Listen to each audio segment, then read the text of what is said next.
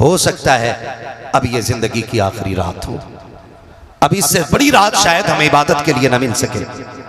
ये बात मेरे इमाम ने कही, फिर हर खेमे में सजदे भी हो रखे थे, तिलावत भी हो रखी है। किसी को जान की परवाह न की, किसी को खानदान की परवाह न की, किसी को अहलो अयाल की परवाह न की।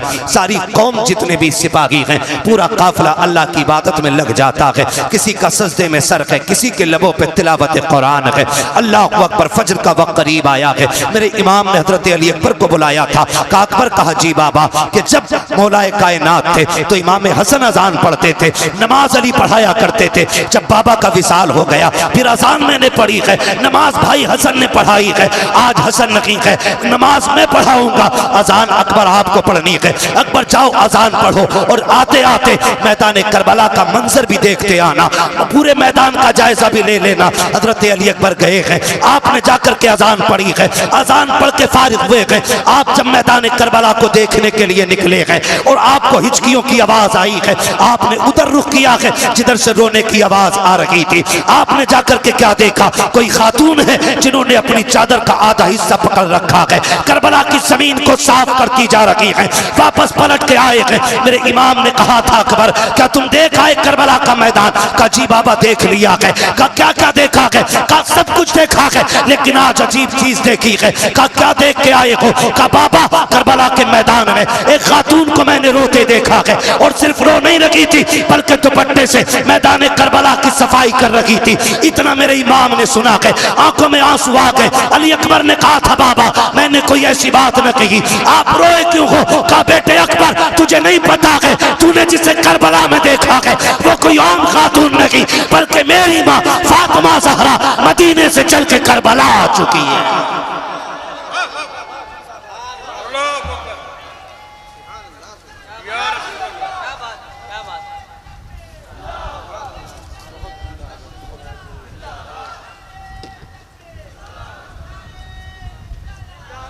जवाब नहीं, जवाब दीजिए माशाअल्लाह। मुझे हैरत होती है, लोग खातून जन्नत की बात करते हैं, वो कैसे आ सकती हैं, वो कैसे आ सकती हैं? मैंने कहा जरा दिल पे हाथ रख के बता, तू 7 समंदर पार हो और तेरी माँ हिंदुस्तान में हो, रात के 3 बजे तुम्हारे पेट में दर्द उठे, फजर होने से पहले माँ का फोन पहुंच जाता है, बेटे खैरियत है? अम्मा क्यों? कहा रात 3 बजे से आंख नहीं लग रही है, रात 3 बजे से आंख नहीं लग रही है।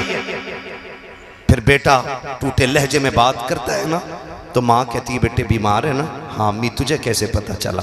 कहा बेटे रात 3 बजे मेरी आंख खुल गई, तब से दिल घबरा रहा है। मैंने कहा अगर आज की गुनाहगार माँ 7 समंदर पार का पता रख सकती है तो खातून जन्नत अपने बेटे करबला में शहीद होने के लिए जो गए हैं उनकी खबर क्यों नहीं रख सकती है?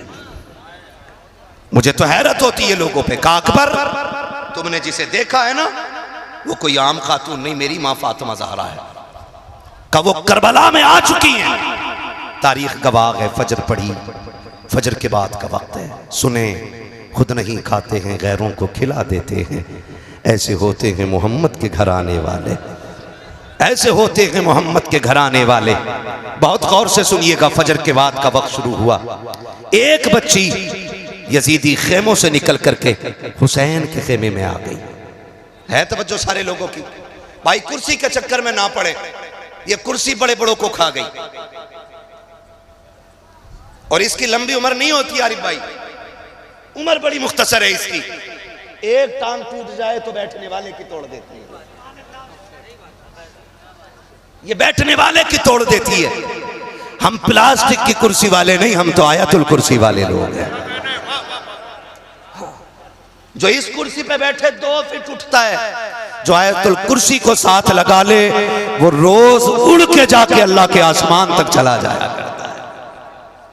ये आयतुल कुर्सी का उरूज है। तवज्जो है सारे लोगों की? जिसको जहां जगह मिल गई है बैठ जाइए भाई। मैं देख रहा हूं एक कुर्सी पे 3 बैठे हुए हैं, कुर्सी पे भी सितम है। कुर्सी ने संभाल रखा है तो ज्यादा हिलिएगा नहीं, वो टूट सकती है। तवज्जो है सारे लोगों की? कौन सा वक्त शुरू हुआ?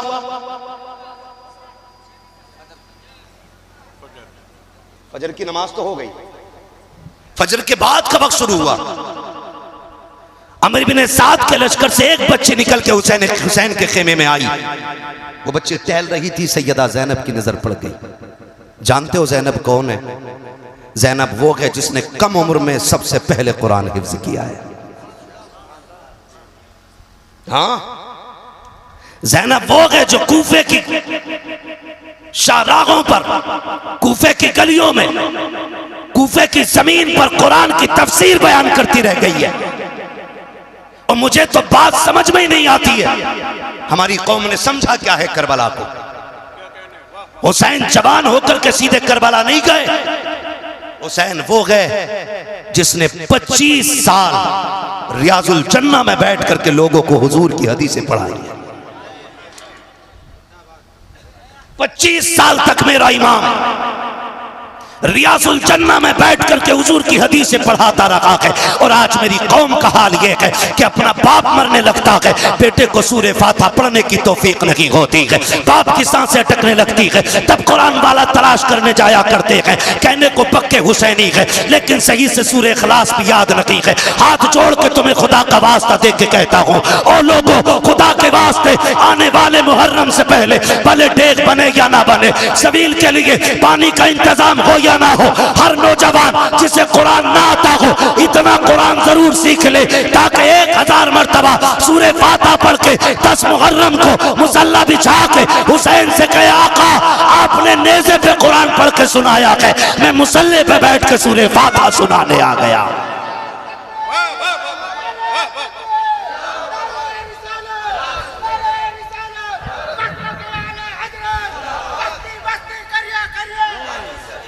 करेंगे इंशाअल्लाह, सीखेंगे कुरान, वादा करें इंशाअल्लाह, और नियत कर लेंगे तो इंशाअल्लाह कामयाबी मिल ही जाएगी, मिल ही जाएगी।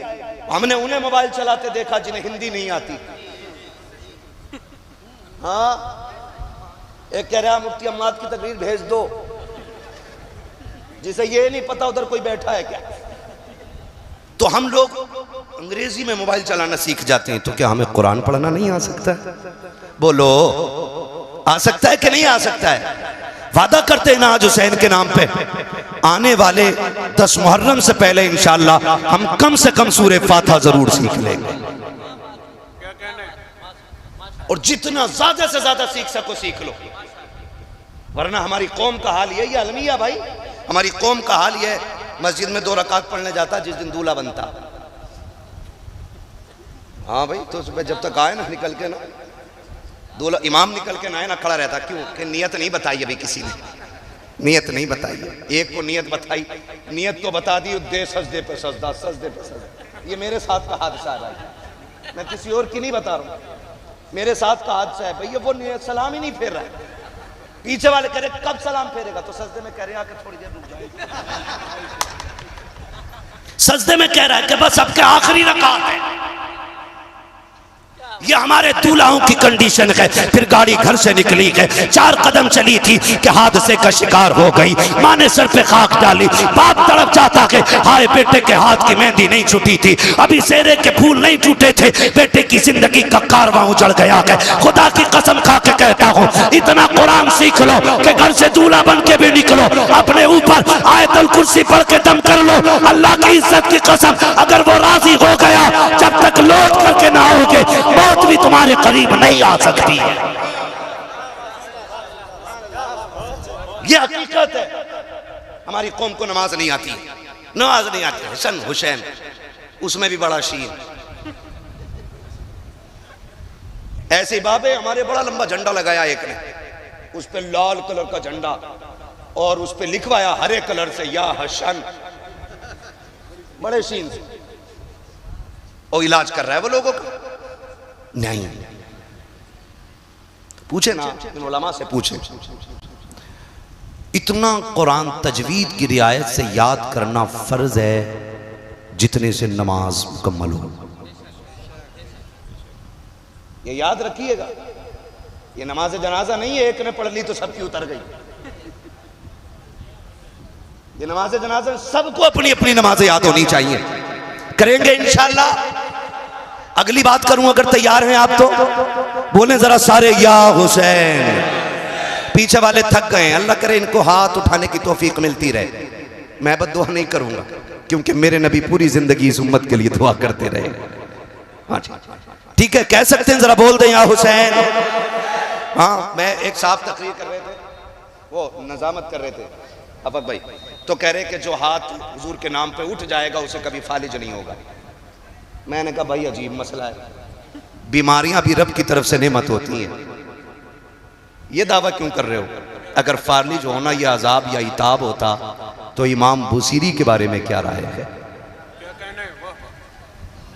और बीमारियां रब की तरफ से आजमाइश होती है, लेकिन इतना कहूंगा कि जो हाथ हुजूर के नाम पे उठेगा वो किसी बदअकीदा के आगे कभी मिलाने के लिए नहीं झुकेगा। कहें जरा या रसूल अल्लाह। कौन से वक्त की बात हो रही है? फजर के बाद का वक्त है। हुसैनियों में मुबारकबाद पेश करता हूं, तुमने करबला वाले हुसैन की महफिल सजा रखी है, तुम उनकी महफिल में आके बैठे हो जिनकी चौखट से आज तक कोई खाली गया ही नहीं है। बरेली से मेरा इमाम कहता कौन देता है, याद है आपको? कौन देता है? देने को मुंह चाहिए, देने वाला है सच्चा, देने वाला है सच्चा। हमारा नबी, पानी कौन सी तारीख को बंद हुआ था? डर के ना बोलो, ये बात हमने मौलवी से नहीं, ये बात हमने अपनी अम्मा से चूल्हे पे सीखी थी। हाँ, ये बात हमने अपनी मां से चूल्हे पे सीख ली थी कि करबला में 7 तारीख को पानी बंद किया गया था। कितनी तारीख को? और जोर से, कितनी तारीख को? ये आवाज उन तक जरूर जानी चाहिए जिन्हें नई तहकीक का कीड़ा है। ये सही है। हाँ, कितनी तारीख को? हर सुन्नी हुसैनी बोले कितनी तारीख को? एक साहब तो कह रहे हुसैन गुस्ल करके करबला में गए थे। नई नई किताबें लाते निकालते।